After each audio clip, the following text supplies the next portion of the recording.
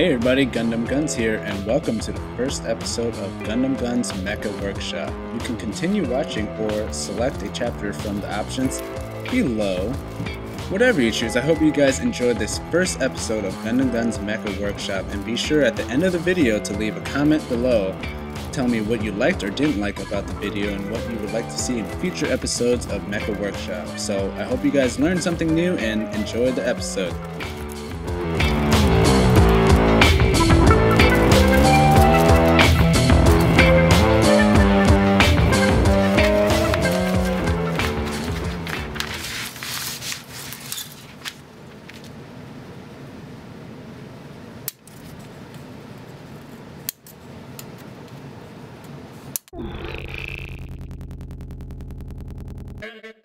Nub marks. Those ugly nub marks that we all hate. And the first step in getting rid of nub marks is taking our hobby knife and gradually cutting away at the nub one slice at a time. Do not try to cut away the whole nub in one slice because you're going to end up with an ugly scar mark.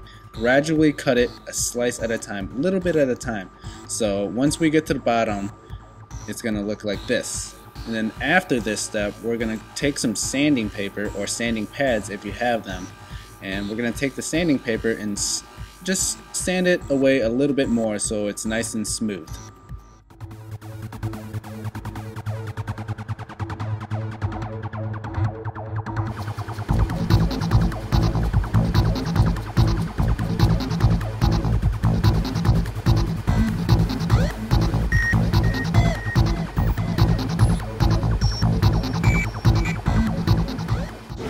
Getting the lives of the brave men who made the long march from Odessa to make it to this place.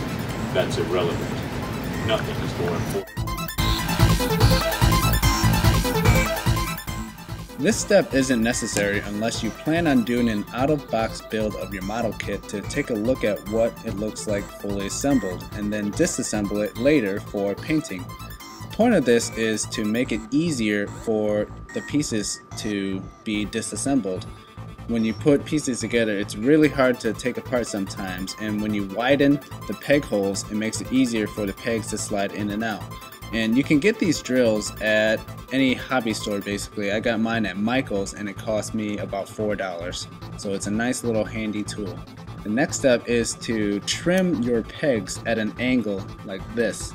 This makes the peg smaller and the angle makes it easier for it to slide in and out.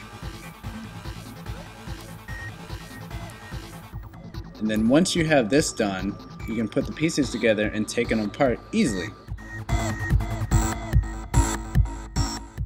All you have to do is put your hobby knife at a 45-degree angle to your V-fin and start swiping away until you feel like the V-fin is sharp enough for your liking.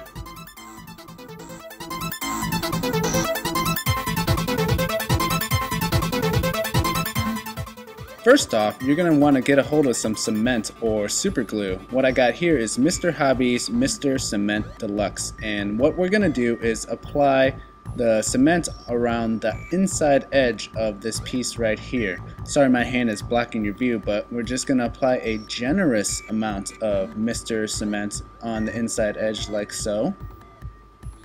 And then once we're done applying the cement, we're going to put the two pieces together until the glue or cement oozes out of the edges like so. Once the cement or glue has dried, we're going to take some rough sandpaper, around 200 to 300 grit sandpaper, and start sanding away at the area that we just put together. So we're going to do this in a circular motion and apply a light amount of pressure. Don't put too much pressure on it, but just start sanding away in a circular motion until the glue starts to disappear. And then we're going to dust off the excess dust and take a look at what we got. So as you can see, there's still a seam line there. So we're going to take a medium grit sandpaper, about 400 to 500 grit sandpaper, and start doing this process again. So once we look at what we got here, the seam line starts to disappear more and more. Then we're going to take some fine sandpaper, about 600 to 700 grit sandpaper, and sand away at it even more. So follow the same steps, circular motion, light pressure, and then take a look at it. See, the seam line has pretty much disappeared. And then once we're at this step, we're going to take some even finer grit sandpaper. I'm going to use 800 grit, but you can use 800 to 1000 to 2000 grit sandpaper, whatever fine grit sandpaper you want. And then your final result's going to look like this. And then after that, we're going to just go through the whole piece and just sand down the entire piece to get it ready for painting.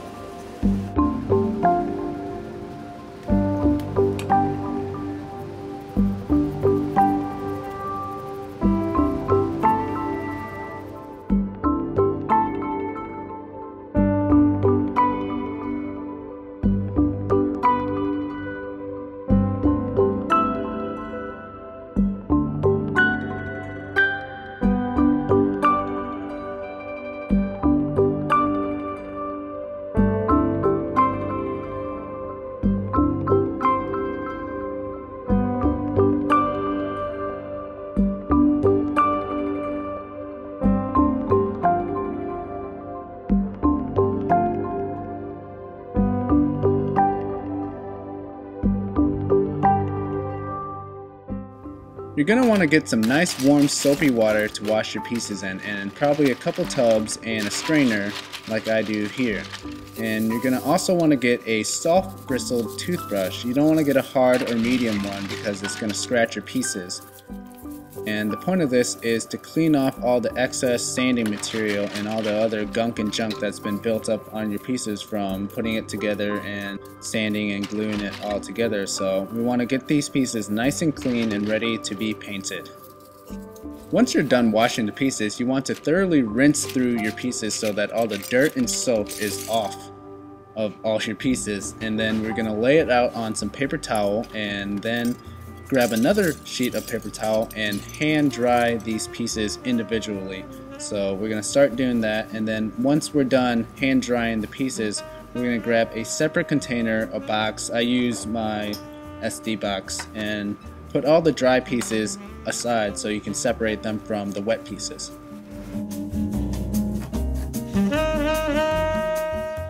Here's a fantastic diagram that I found for model kit painting online. And what I'm going to show you is basically a watered down version of this. But before we start painting, I want to make sure that you guys have a very well ventilated area to paint in, and I would highly recommend finding a full face respirator to filter out all the toxic chemicals that you encounter from painting.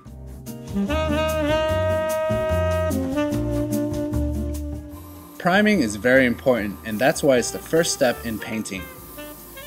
The primer prepares the surface of your plastic piece for painting and gives it a nice even light shade so that the colors that you choose to paint on top of it will be nice and vibrant. When choosing a primer, you want to choose a lacquer-based paint because lacquer paints are very hot and they actually fuse together with the plastic itself, creating a very strong bond. When applying your primer, make sure you cover all the areas that you believe you're going to paint, and don't worry about all the little areas that aren't completely covered with primer. It's going to be alright. Just make sure you got most of the piece covered with your primer.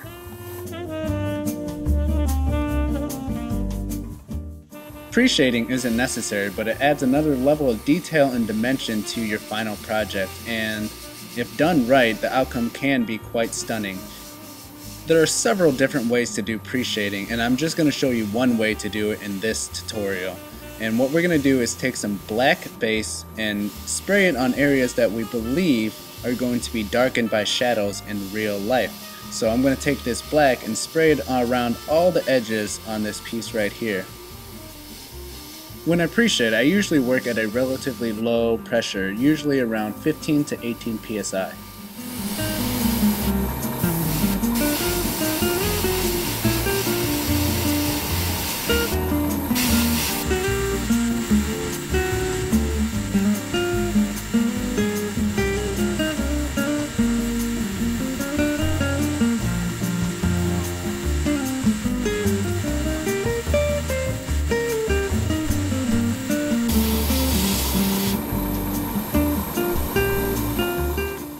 Once you have completed pre-shading, the outcome should look something like this.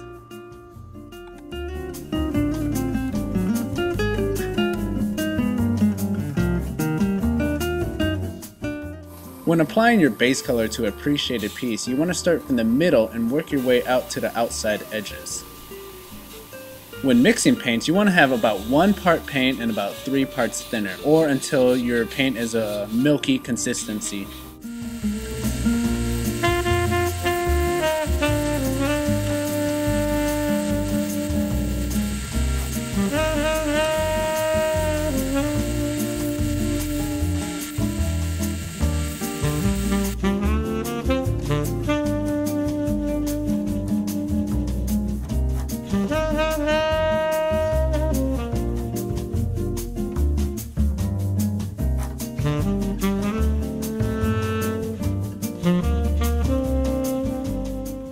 This is for all the people that are going to be using spray cans to do their priming, painting, and top coating for their model kits. And you can use this technique for all 3 of them because it's basically the same motions back and forth. You're just gonna spray about 6 to 8 inches away from your pieces in a left to right motion, and you wanna make sure you circle around your pieces and spray it from all different directions. And I picked up this technique from a fellow YouTuber named Vectar. Hence why this is called the Vecnique. He coined this a while ago. I don't know how it came about, but you should definitely check out his channel, and I'll provide a link to the video where he describes and gets into more details about this technique, the Vecnique, and you should definitely subscribe to him. So I'll put links all around so you can click Vectar. Go check out Vectar. He is awesome, and he can explain this in much greater detail. So check out Vectar for this awesome technique.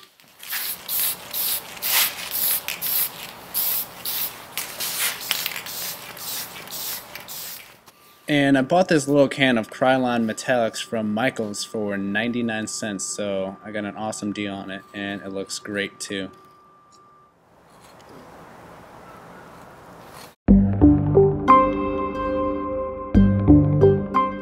Put those Gundam markers away because you're going to learn a new technique to do panel lining on your model kit, and all you need to get is some enamel paint and some lighter fluid. First, you're going to pour a small amount of the enamel paint into a dish. This is way too much, by the way, so I'm going to pour a little bit back into the bottle.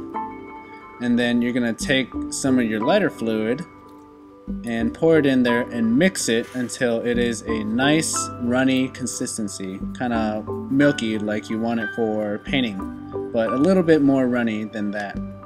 So once you get a good consistency, you're going to grab your piece and dab it where the panel line starts, and as you can see, the paint will use gravity and flow through the panel line channel and fill it out with paint, just like so. Again, watch as the paint flows through the panel line channel as you dab it on with the paintbrush. And don't worry about the excess amount of paint left behind when you dab it on, because we're going to clean it up with a Q-tip and some lighter fluid. So you're going to squirt a little bit of lighter fluid onto the Q-tip, not like I did right there and just waste a bunch on the counter, but good thing lighter fluid evaporates super fast. And then we're going to rub the Q-tip over our piece like this, very lightly. Just rub it over so you don't rub off the paint inside the channel, and then we're just going to lightly brush over the piece until all the excess paint is gone.